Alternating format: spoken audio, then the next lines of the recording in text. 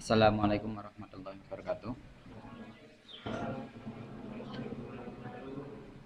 A'udzu billahi minasyaitonir rajim. Bismillahirrahmanirrahim. Alhamdulillahilladzi yahdina bi taufiqihi wa hidayatihi. Wa asyhadu an la ilaha illallah wahdahu la syarikalah wa asyhadu anna Muhammadan abduhu wa rasuluh. Amma ba'd.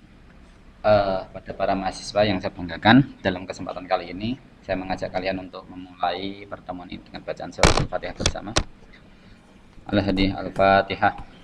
A'udzu billahi minasyaitonir rajim. Bismillahirrahmanirrahim. Iyyaka na'budu wa iyyaka nasta'in. Shiratal mustaqim. Shiratal ladzina an'amta 'alaihim. Oke, terima kasih. Gimana kabarnya? Alhamdulillah baik ya. Ini mahasiswa AFI semester 1. Ya. Iya, saya mohon maaf ya tadi memang kebetulan ada agenda. Ternyata agendanya ini numpuk-numpuk. Seharusnya saat ini ada lagi, masa ya mahasiswa kalah terus nang nonton. Jadi ya saya udahlah nanti saya izin dulu. Saya fokus untuk ngajar dulu, kasihan mahasiswa ya. Oke. Ah, dalam materi ini ya, kalau kemarin kita sudah membahas tentang apa kemarin? Masih ingat? Pendekatan. Pendekatan apa? Kemarin kok. Kita berbicara terkait dengan kitab Bidayatul Mujtahid, masih ingat? Apa itu? Apakah sejarah? Komparasi, perbandingan, ya. Yo deleng-eleng, masa bungan tua tenan. Ngeri nggak bungan tua itu? Mlebu kuping tengen, metu kuping kiwa. Nah, winganane baru dijelaskan tentang komparasi lah kok ya saya tekan sejarah itu semasa lampau itu ya. Ya, memang susah untuk melupakan masa lampau ya. Kita kan berbicara sejarah kan gitu. Oke, dalam kesempatan kali ini kita akan berbicara terkait dengan pendekatan sosiologi. Ya, sosiologi dalam pendekatan. Oke, ya sebentar. Halo, assalamualaikum. Saya masih di kelas, Pak.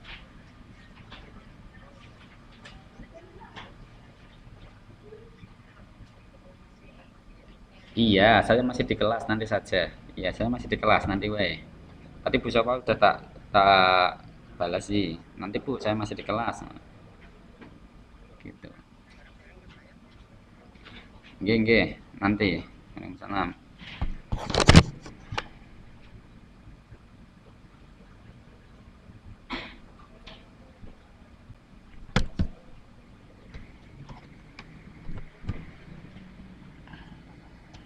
Oke. Mohon maaf ya. Nah, eh terkait dengan ini pendekatan sosiologi itu kita harus paham dulu apa itu sosiologi. Ya. Jadi jangan kemudian kita tidak tahu, tapi kemudian kita hanya mengiyakan. Nah, cara belajar mantek itu kan kita tasawur dulu baru tasdek ya. Jadi jangan tasdek dulu sebelum tasawur. Jadi kita harus tahu sosiologi itu apa. Kan begitu. Nah, kenapa itu kok kemudian sosiologi itu penting berkaitan dengan fikih, Pak? Bisa enggak itu? Nah, itu yang kedua. Nah, terus kalau iya bisa, terus bagaimana caranya? Terus contoh kasusnya seperti apa? Nah, ini yang paling penting. Oke. Nah, karena ilmu-ilmu sosial itu akan berkaitan dengan manusia, ya, maka apapun yang berkaitan dengan manusia mesti akan selalu berubah. Nah, cirinya teori sosiologi itu seperti itu. Ya, contohnya gini,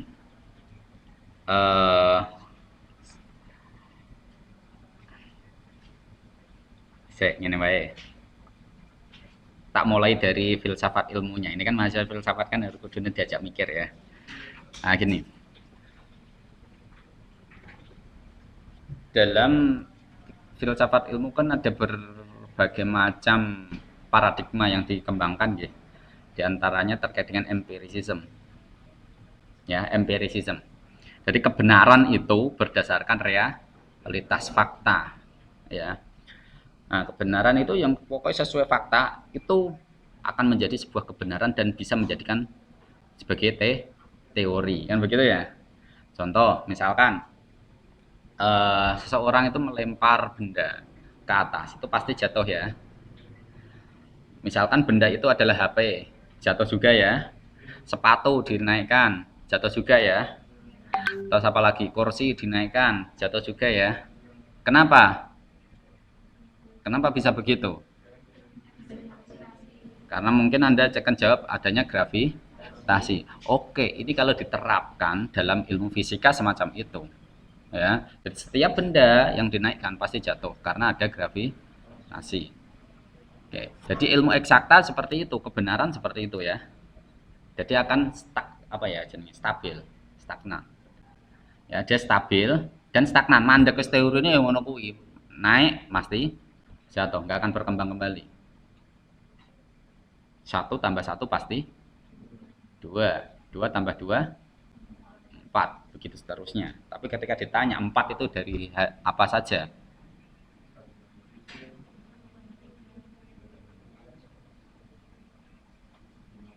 Ini nek ketemu guru matematika ngono iku disalahke apa ora kira-kira? 2 kali 3 berapa? 6. Oke, tapi nek ketemu tukang foto. Nah kalau ketemu guru matematika, mungkin dia akan jawab 6. Tapi kalau ketemu tukang foto, jawabannya 2000-an. Beda. Loh, Pak, kok bisa begitu? Iya, itu kebenaran eksakta memang seperti itu. Tapi kalau kita berbicara berkaitan dengan kehidupan manusia, kira-kira iso diterapkan dengan kasus yang sama enggak? Ya,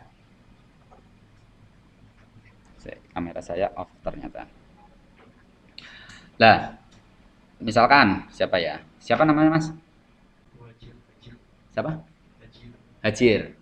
Oke. Belakangnya? Tolong buka. Hajir sama Farhan. Oke. Hajir sama Farhan akor ya? Akor. Terus sama belakangnya lagi? Wisnu. Hajir sama Wisnu akor ya? Oke, coba dengan sampean siapa namanya? Siapa? Rizky Rian. Oke, Rizky Rian. Kira-kira Hajir ketika bertemu dengan Rizky Rian ini masih takut akor enggak? Oh, belum tentu. Karena terkadang ada kepentingan-kepentingan tertentu. Apakah kemudian kalian bisa menyimpulkan bahwa Hajir ini adalah orang yang sangat baik hati?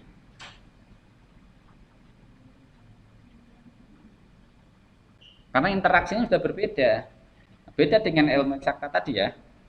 Sampai naikkan pasti jatuh.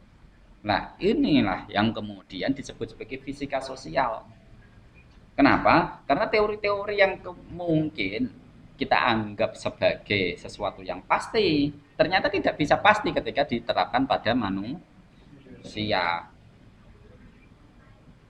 Nah, inilah fisika sosial yang kemudian menjadi embrio dari sosiologi. Nah, jadi ilmu sosial seperti itu. Siapa ada pencetusnya ya? Ada yang tahu? Kalau empirisisme kan Bacon ya, Francis Bacon ya. Ngerti nggak? Waduh Pak, saya baru masuk jurus prodi filsafat itu baru semester 1 kok Pak. Ya, jadi saya belum begitu banyak Pak. Paling saya tanya Aristoteles, Plato, Ibnu Khaldun, Al-Kindi, Ibnu Arabi ya. Paling lagi-lagi ngerti ku ya, belum yang lain. Nah, jadi disinilah dasar sebuah ilmu itu sudah berbeda lagi. Nah, ketika berkaitan dengan manusia, maka akan selalu berubah. Nggak bisa tetap. Misalkan begini, kenapa kalian saat ini bisa kompak semuanya bisa masuk di kelas. Apakah ketika kalian melakukan voting itu ada dua pandangan misalkan? Enggak. Kenapa kalian bisa ke sini? Dalam jam yang sebenarnya sudah berubah. Harusnya jam setengah 9, sekarang setengah 10 ya. Setengah 10, kemudian kalian rela masuk jam 12. Apa yang menyebabkan kalian bisa ikut masuk? Interaksi. Enggak, ya interaksi benar. Interaksi dengan siapa? Siapa yang memiliki power di situ? Apakah karena kepatuhan Anda kepada saya selaku dosen, pemegang otoritas? Ataukah karena ini memang sudah menjadi kesepakatan kelas? Ya sudah, karena kita nggak punya kelas yang lain, semisal diundur juga kita nggak memiliki masalah, udahlah kita masuk jam 12, nggak apa-apa. Kita cari win-win solution. Begitu? Ataukah bagaimana? Loh, soalnya barangkali ada yang tidak mau ikut di kelas offline misalkan, ada yang di online. Adalah saya kalau jam segitu itu rawan mengantuk kok, saya tak ikut yang online saja lah. Jadi nanti kalau saya matikan kamera, saya mendengarkan sambil tidur, kan dosennya nggak tahu. Atau dengan alasan itu. Nah ini kan alasan beda-beda. Kenapa? Karena yang objeknya adalah manusia. Lah iki. Nah, jadi objek manusia itu akan selalu berubah. Gak bisa tetap, gak bisa sama. Maka ketika kita berbicara fikih, ya fikih itu objeknya siapa? Fikih itu manusia apa Allah? Nah, terus Allah itu apa nih? Hah? Tuhan nih, pemiliknya, syari'nya, orang yang membuat objeknya kan manusia. Lah kira-kira aturan itu diterapkan, ya itu apakah itu untuk seluruh manusia sama saja aturannya? Tidak kan? Harus disesuaikan dengan manusianya. Wong Al-Qur'an wae la yukallifu wa nafsan illa usaha. Kan begitu. Wes contoh paling mudah wae salat. Salat nek sing kuwasa berdiri ya tetap nek wonge ora iso duduk. Nek ora iso duduk, nah, dan seterusnya ya sampai disolati barang ya. Kan gitu, cepet kan ngono. Sholat dalam keadaan normal, aman, enak di masjid berjamaah ya. Tapi nek dalam keadaan perang piye carane? Harus berjamaah seperti itu kah? Ataukah boleh yang lain? Carane piye? Nah ini, jadi aturan itu ternyata bagaimana? Tidak tidak sama, tidak saklek lah. Pokoknya harus ini. Nah, kenapa? Karena objeknya manusia.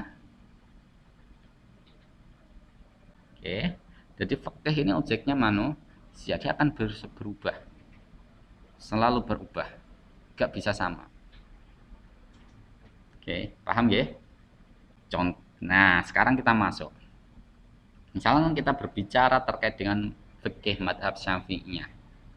Ya, karena kan kalian pengikut Syafi'iyah ya? Pengikut Syafi'iyah atau bukan? Oke, nah kenapa Imam Syafi'i itu memilih kaul qadim dan kaul jadid?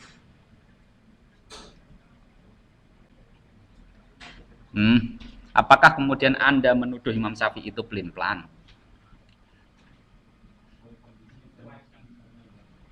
Sesuai dengan kondisi. Kondisi di mana, yo? Daerahnya mana, yo? Loh. Saya berbicara terkait dengan kenapa kok muncul kol kodim sama kol jadid. Itu dulu, jangan ke Indonesia dulu. Kenapa Imam Syafi'i punya pandangan kol kodim, kemudian ada kol jadid. Titik sentralnya udah berbeda. Kalau kodim sentralnya di mana? Wah, biar kita harus tahu tak singgung deh. Di Baghdad. Baghdad itu pusat peradabannya di mana? Sungai Tigris dan Sungai Sungai apa? Sungai Efrat ya. Furat nek kalau bahasa Arab ya. Fi nahari Furat kan begitu ya. Lah, terus kaul jadidnya Imam Syafi'i sentralitasnya di mana? Di Mesir. Pusat peradabannya di mana? Sungai Nil. Oke. Karakter sosiologis dari masyarakat-masyarakat Baghdad maupun masyarakat Mesir itu sama atau beda? Kenapa?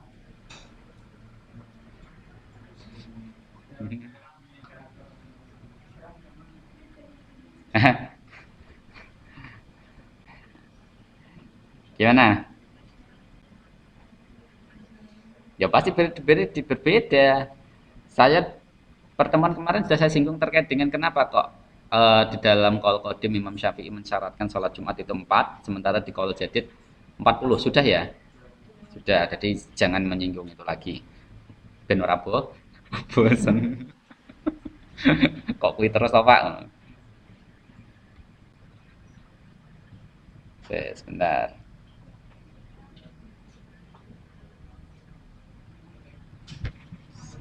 Belum ketemu.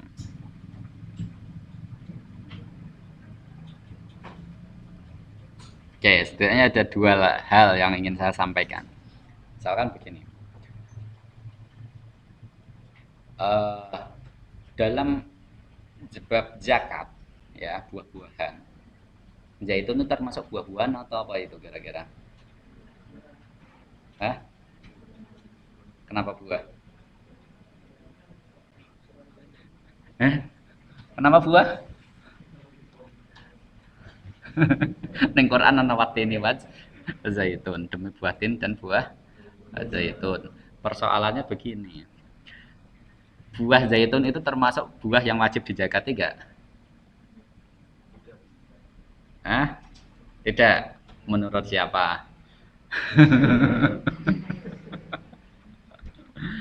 Iya benar tidak. Tapi kalau menurut kaul jadid, kalau kodimnya wajib itu buah zaitun itu. Ya, kalau kodimnya Imam Syafi'i itu wajib. Ya,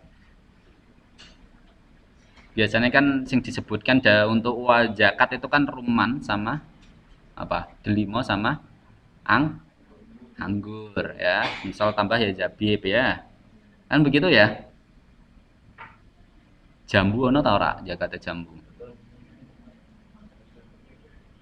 Wes, iki kita fokus lagi ke zaitun lagi. Kenapa kok bisa begitu, Pak? Ini kultur masyarakat Baghdad. Saya berbicara kultur masyarakat Baghdad terlebih dulu. Di Baghdad, buah zaitun itu termasuk buah yang istimewa dan mahal. Nah, neng Jawa ini saat ini buah yang paling istimewa dan mahal apa? Durian. Kenapa durian tidak dijakati? Ayo.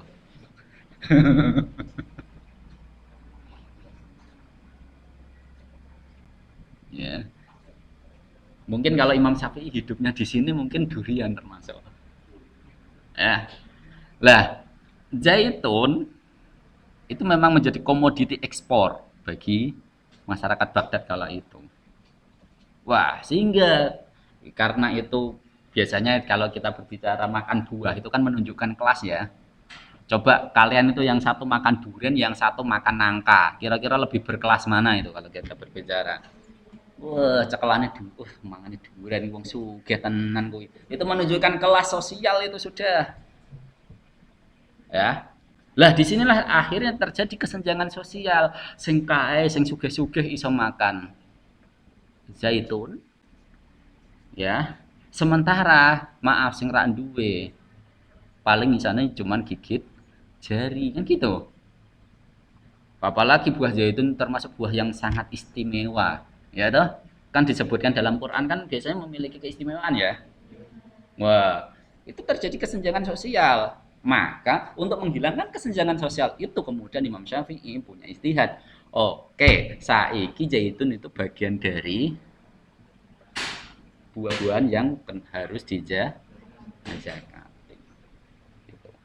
Tetapi ketika Imam Syafi'i sudah pindah ke Mesir, ternyata buah zaitun ning kono ora patek payu. Tidak patek laku, enggak begitu laku di sana. Ternyata ning kono rada anggur.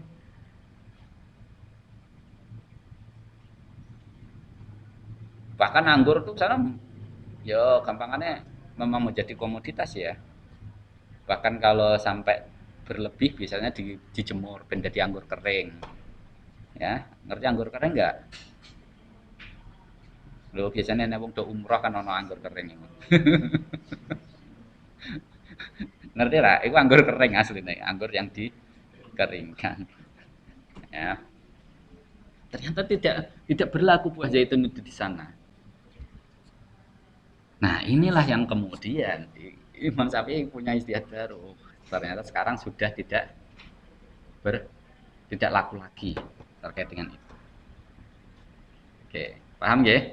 Jadi kulturnya sudah berbeda, struktur masyarakatnya sudah beda ning kono.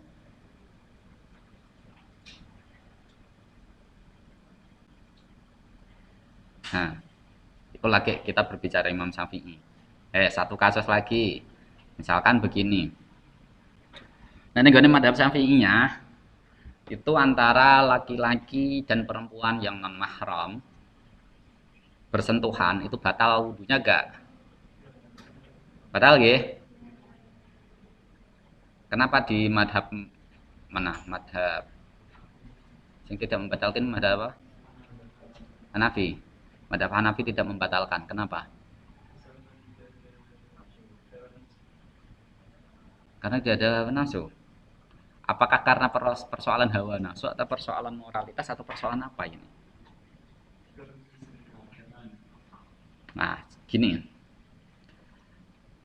Imam Syafi'i ketika masih di Baghdad itu mengartikan aula mastumun nisa itu bimakna al-jima.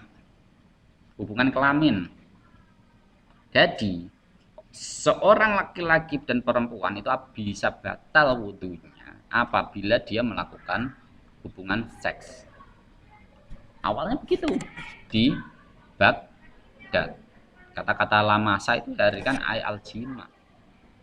Ditafsirkan seperti itu. Tetapi ketika Imam Syafi'i pindah ke Mesir, ternyata budaya Mesir kala itu cipika-cipiki antara laki-laki dan perempuan lawan jenis itu hal biasa. Pernah terjadi apa itu jenenge? Ya dia mau melakukan ibadah lah ibaratnya. Ya. Itu ternyata Imam Syafi'i melihat ada orang yang dulunya pernah jadi mantan ya. Pernah jadi mantan, ketemu. Melepas rasa kangen itu akhirnya mereka cipika-cipiki, ciuman biasa di depan publik, di ruang publik. Kenapa? Karena saat itu madhab awalnya ketika Imam Syafi'i belum mengeluarkan fatwa baru, ya itu kan tidak membatalkan biasa.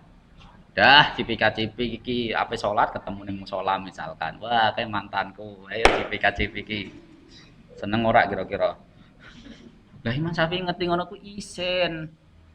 Wah, kenapa ini dilakukan di ruang publik? Akhirnya ditata piye bisa niki tidak berlaku. Arab ngibadah malah cipika-cipiki. Iki.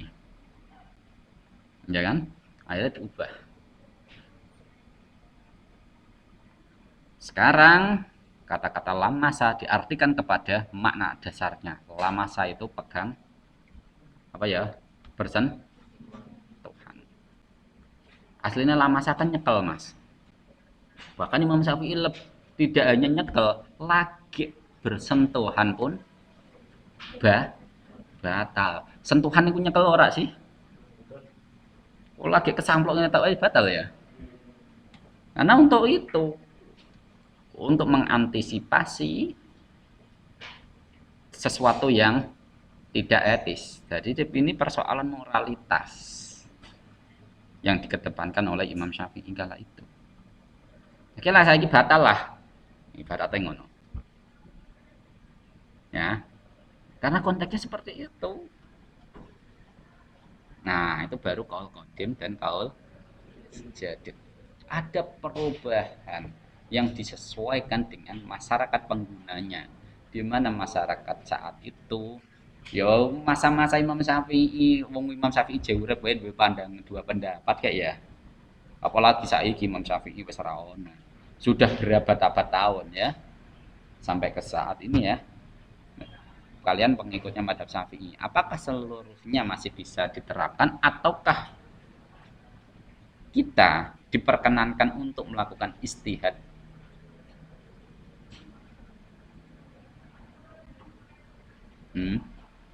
Nah ini coba kita tarik ke dalam konteks Indonesia.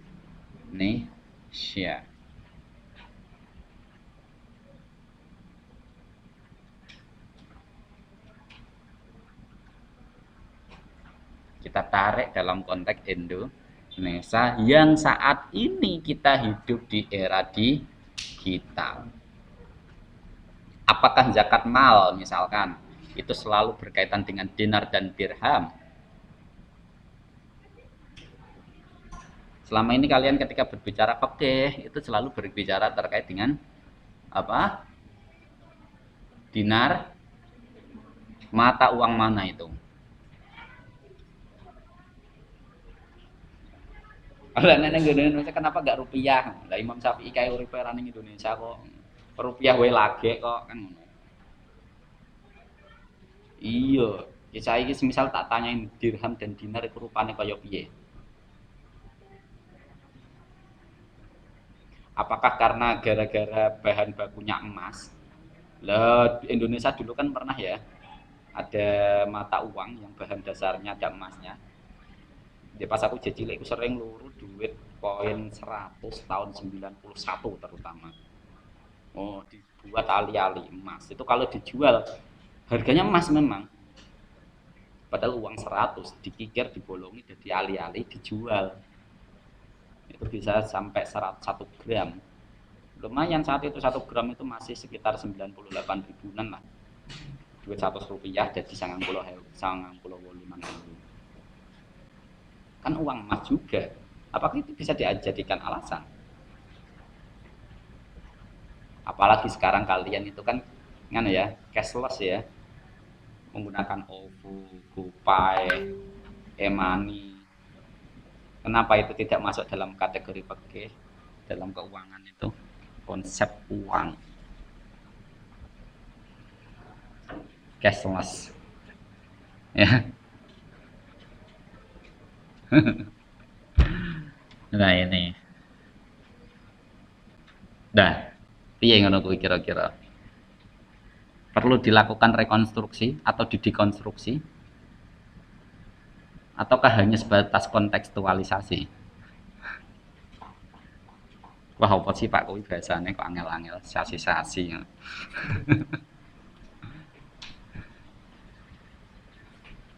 Nah inilah, jadi ketika kita berbicara pendekatan sosiologi, maka kita harus berkaitan dengan kehidupan sosial masyarakatnya itu sendiri. Sopo sing arep diajak omong, ya harus menggunakan adatnya situ. Ojo kemudian dihukumi hitam putih. Ya, misalkan nanti kalian diminta untuk ceramah apa untuk bimbing wong-wong sing do ya di klub-klub malam misalkan apa mbok ceramai setiap yang memabukkan haram arak haram saya sok kowe dicepak ora oleh dakwah ning kono. Loh kok ngono Pak? Bukannya yang fikih memang jelas-jelas haram? Iya itu fikih. Fikihnya memang menyatakan haram, tapi kan kamu untuk menerapkan itu harus apa ya jenenge? Melek. Melek kondisi sosial masyarakatnya itu bagaimana. Jadi misalkan saat ini misalkan tahu Gus Miftah ya? Ini dari Jogja itu. Itu kan dia sering datang ke apa lokalisasi atau ke klub-klub malam. Apakah salah yang dilakukan? Malah justru kita itu sekarang butuh orang yang kayak gitu. Jadi barangkali nanti dari alumni filsafat ini ada yang menjadi dai yang inklusif. Wes. Dai yang inklusif bukan gue ceramah, gue serbuan, gue peci, udeng-udeng. Ceramah tenanan tapi sing dipikir amplope engko piro, kan ngono.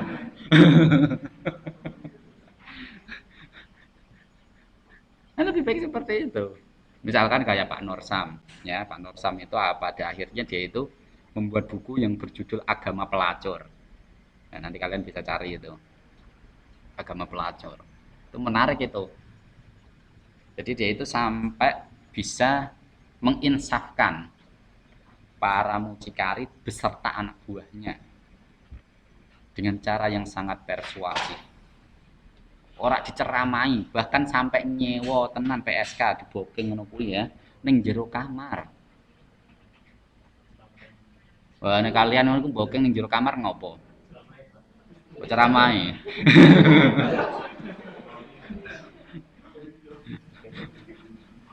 Ya sama, jadi ning kono iku malah ya apa ya gamane dicurhati malah. Curhat apa yang menjadi problem. Oh, ana sing ngomong aku ki jadi korban ngene ana sing ngono.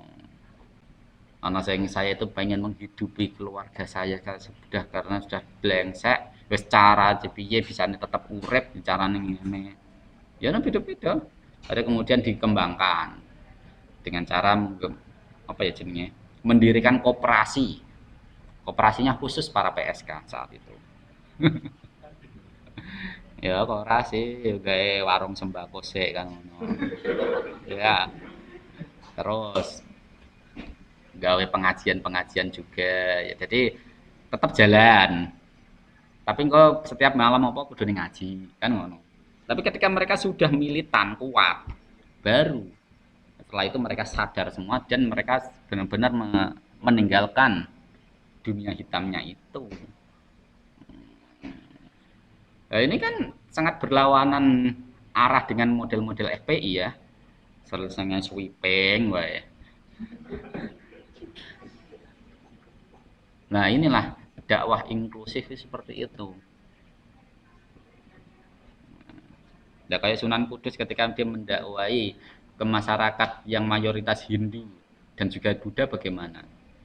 Kan beberapa tempat-tempatnya ya gampangnya dimirip kayak Tajuk itu kan memang aulane wong Hindu dalam belajar ya toh.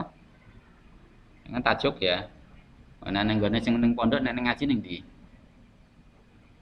Biasane ning pondok ngaji bareng ning aula kan atau ning gone anu. Nah iku ning gone Sunan Kudus tajuk itu. Tajuk itu memang untuk tempat belajar kaum Hindu awalnya.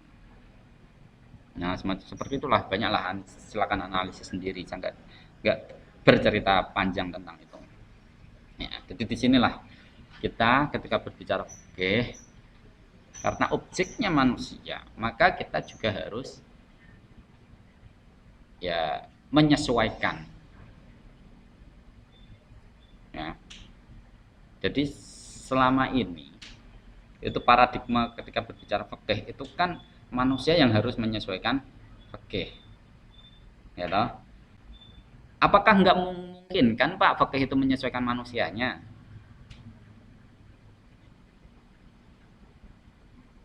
Nah begitu. Mungkin. Mungkin saja. Lah, disinilah kemudian harus ada proses negosiasi. Negosiasi antara teks dan konteks. Lalu caranya pripun Pak negosiasi itu? Wah ini kita harus punya perangkat banyak ya. Jadi kalau kita berbicara Al-Quran maka kita harus bisa terkait dengan ulumul Quran. Hadis juga terkait dengan ulumul hadis. Fikih juga terkait dengan usul fikih. Kan begitu. Dalam untuk mencari pemahaman yang ideal itu kita harus mencari apa ya ibaratnya ideal moral dari teks yang diinginkan itu apa sebenarnya. Jadi kita ketika memahami sebuah teks itu Tidak serta-merta langsung kita pahami secara literalnya. Literalnya kayak opo? Wah, aku yang dipahami.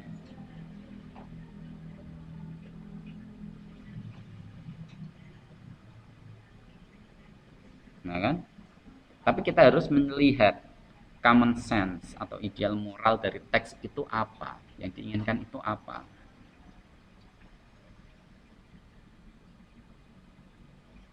Misalkan begini, dalam Al-Quran kan sering menyebutkan cerita-cerita ya, misalkan ceritanya Nabi Daud, Nabi Sulaiman, itu sebagai apa itu kira-kira?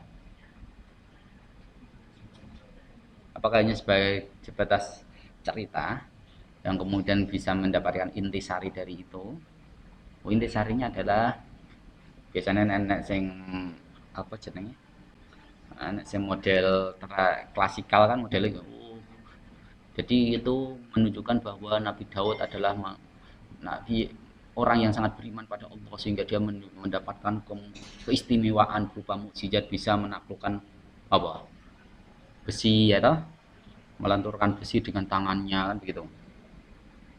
Oh, itu padha persis karo ceritane itu. Tapi kita tidak bisa menangkap inspirasi dari itu. Nah, inspirasi inilah yang saya sebut sebagai ideal moral. Apa inspirasinya, Pak? Jadi pada masa Nabi Daud, itu ternyata Nabi Daud sudah melampaui teknologi di masa itu. Teknologi militer terutama. Yang lain belum bisa membuat baju rompi, ya, rompi dari besi, tapi Nabi Daud sudah bisa. Untuk apa? Pertahanan diri. Oh, itu teknologinya sudah sangat canggih itu. Pada masa itu, apalagi saat ini. Jadi ibrohnya seperti itu, kita harus melek teknologi. Gak bisa kemudian kita hanya menangkap apa membaca Al-Quran, tetapi hanya ya oh ceritanya ngono yo Nabi Daud itu memiliki keistimewaan begitu-begitu ya. Ya enggak, itu ada sesuatu yang ingin disampaikan. Umat Islam mau berjaya harus melek teknologi, harus menguasai teknologi. Makanya Nabi Daud saat itu bisa mengalahkan raja yang sangat apa? Dikdaya. Wah, misalkan saat ini yang sedang berkuasa adalah Cina misalkan. Indonesia mau maju ya kudunya harus menguasai teknologi. Jangan kemudian kita mengekor teknologinya Cina. Oh, bukan berarti saya anti Cina atau pro Cina atau apa enggak. Tapi kalau kita mau maju ya seperti itu, kita harus menguasai teknologi. Ya. Nah, itu. Siapa lagi? Ya banyaklah jadi ibaratnya kita harus bisa mengambil inspirasi. Ya, bisa mengambil inspirasi dari cerita-cerita. Wah, malah tekan dindi. Nah, begitulah kira-kira. Kita lanjutkan eh, diskusi aja tanya jawab. Silakan kalau ada yang mau ditanyakan. Kalau tidak ada yang bertanya, saya kira sudah paham semua ini. Nah kan, yang di rumah masih bangun toh?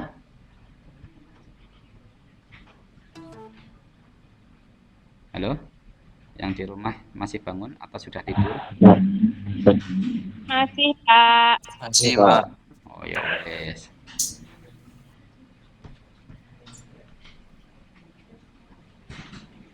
Ya silakan kalau ada yang mau ditanyakan. Kalau nggak ada yang bertanya, saya kira cukup paham itu sudah.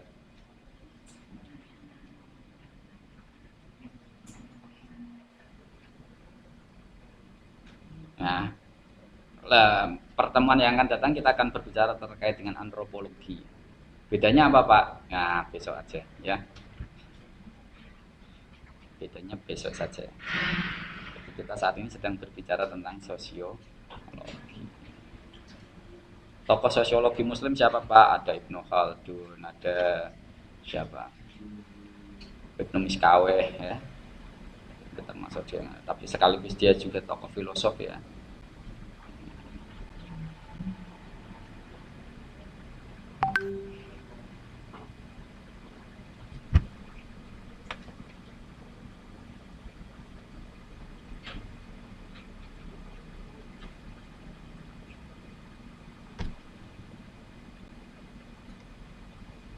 Cukup, nggak ada pertanyaan? Ya, Nah, silakan. kita itu kalau misal tadi kan Imam Syafi'i kan kalau ketentuan kan tentang gitu. Kalau kita hidup itu gonta ganti itu boleh Pak. Misal kita kalau ketentuan itu ikut Nabi, sholat ikut Syafi'i gitu. Hmm. Oke. Oke. Nah, itu berkaitan dengan talfek ya, namanya. Talfek itu mencampur adukan madhab. Ya, mencampur adukan madhab. Selama ini kita akan berbicara terkait bagaimana kelompok ulama tradisional ketika berbicara terkait dengan talfek tadi. Itu mereka memang sepakat gak boleh.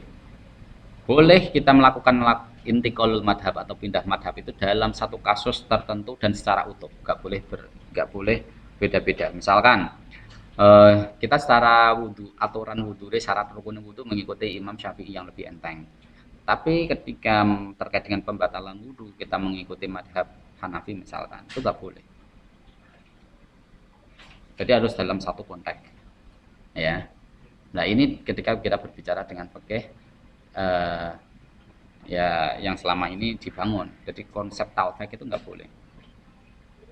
Ya, jadi boleh melakukan intikal atau pindah madhab itu dalam satu kasus tertentu dan secara totalitas menyeluruh, tidak boleh parsial. Orang oleh dijupuk enak etok mas, ibaratnya begitu. Oke, ya itu memang menjadi sebuah konsensus atau ijma dari seluruh ulama dimanapun berada seperti itu.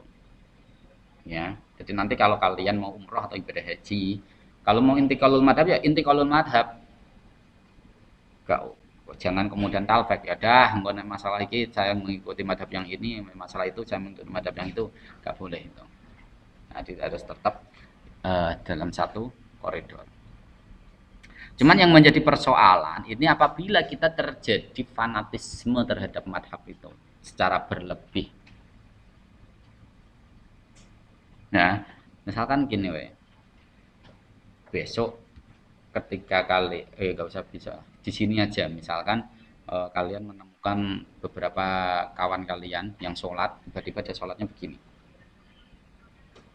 ya, ada yang sholatnya begini, ya, taruh di perutnya gini, ada yang kemudian irsalul yakin, dia tidak lam sama sekali. Ini kalau kalian tidak tahu, mungkin kalian akan menyalahkan dia. Wes, ora tau sinau fikih yang ngono kuwi. Mesti ngono jawabannya. Ya kan? Padahal yang malah justru kurang tahu fikih ya kan Anda sendiri, Anda kurang banyak membacanya. Sing irsalul yad itu madhabnya siapa? Kan begitu. Wong katanya di Indonesia itu menganut 4 madhab. Tapi lagi orang mengikuti madhab Hanafi buat salah ke. Goro-goro apa? Ora reti, goro-goro ora reti. Soalnya kurang moco. Kan ngono. Nah, ini yang justru akan dikritik. Nah, jadi orang ngono kuwi. Jadi ketika Anda mau baca fikih ya harus totalitas. Bahkan lebih ekstrim ini memang pernah terjadi di Arab Saudi. Ya, antara pengikutnya Syekh Utsaimin, ya, ada bin Bas juga, ya, mereka itu apa ya, menggaungkan konsepnya Ibnu Taimiyah, gagasannya Ibnu Taimiyah. Ya Ibnu Taimiyah ada yang bagus juga ada, tapi ada yang kemudian dia menjadi ekstremis, lebih cenderung ke Khawarij. Ngerti karakter kelompok Khawarij ya? Mahasiswa filsafat kudu ngerti. Engko nek tergarap belajar ilmu kalam harus paham kuwi. Nah, harus paham ilmu kalam. Kelompok Khawarij, takfirisme. Yang paling kental itu di dalam takfirisme. Orang ini salah, orang ini salah. Ini kelompok Khawarij seperti itu. Nah, di Arab Saudi saat itu pernah terjadi seperti itu, benturan seperti itu. Wah, akhirnya dikritik oleh Ramadan Al-Buti. Said Ramadan Al-Buti. Ramadan Al-Buti itu kan termasuk kelompok-kelompok yang progresif. Dia ngarani ya dia itu kelompok progresif. Dia mengkritik Sampai dia membuat atau menulis buku berjudul Alamat Habiyah. Alamat Habiyah artinya apa? Without madhab atau anti madhab. Kenapa? Karena dia melihat kenapa fenomena bermadhab justru menjadi eksklusif.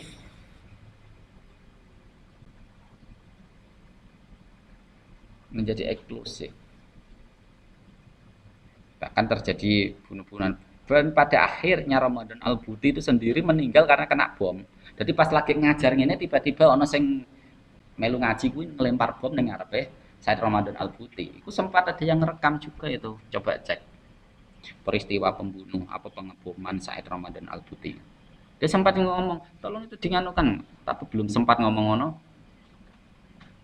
Bomnya sudah terlanjur meledak, dia meninggal.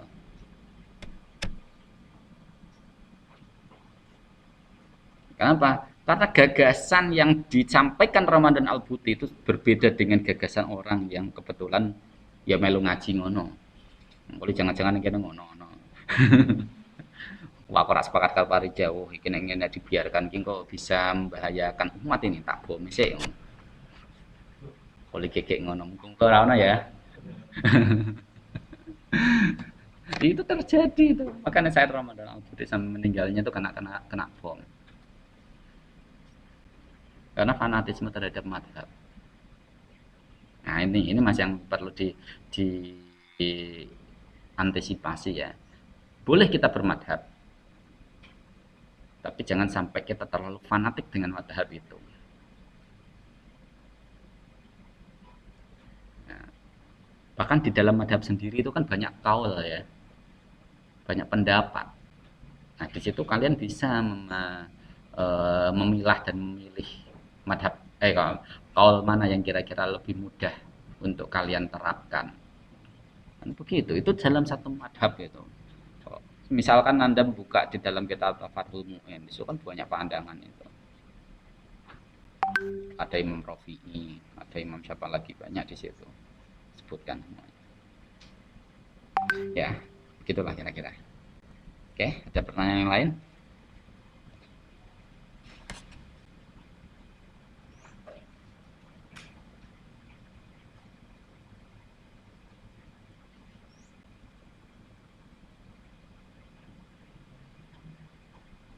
Nggak ada?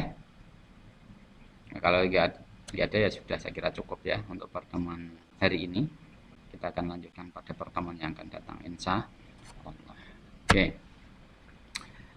Jangan lupa reviewnya ya, refleksi pandangan Anda terhadap apa yang saya sampaikan. Anda boleh setuju, boleh tidak. Yang penting di situ ada argumentasi yang dibangun. Oke? Paham ya? Nah, soalnya saya terkadang itu masih melihat ada orang yang hanya meresum. Hanya meresum. Ya sudah, nggak apa-apalah. Kalau saya sih begitu aja sih, mudah ya. Tapi yang saya inginkan adalah pandangan Anda. Wah, kalau Anda berani mengutarakan pendapat Anda, entah itu setuju atau tidak, dengan beragam argumentasi yang dibangun, wah, nilai tinggi insya Allah kalian dapatkan gitu. Tapi hanya sebatas resum, cuma ngeresum tok. Bedanya apa? Kalian itu recorder sama mahasiswa. Nah, recorder kan dia hanya merekam apa yang ditangkap. Padahal mahasiswa kan dituntut untuk ikut berpikir kritis ya toh. Jadi tidak hanya sebatas menang, tetapi juga memberikan feedback. Ya, harus ada feedback, timbal balik. Nah, itu mahasiswa. Jadi social agent of change yang gitu. Apakah itu hanya sebatas ada gium? Kan tidak, itu jangan sampai itu sebatas ada gium saja, tapi itu menjadi semangat, spirit bagi mahasiswa yang menginginkan perubahan.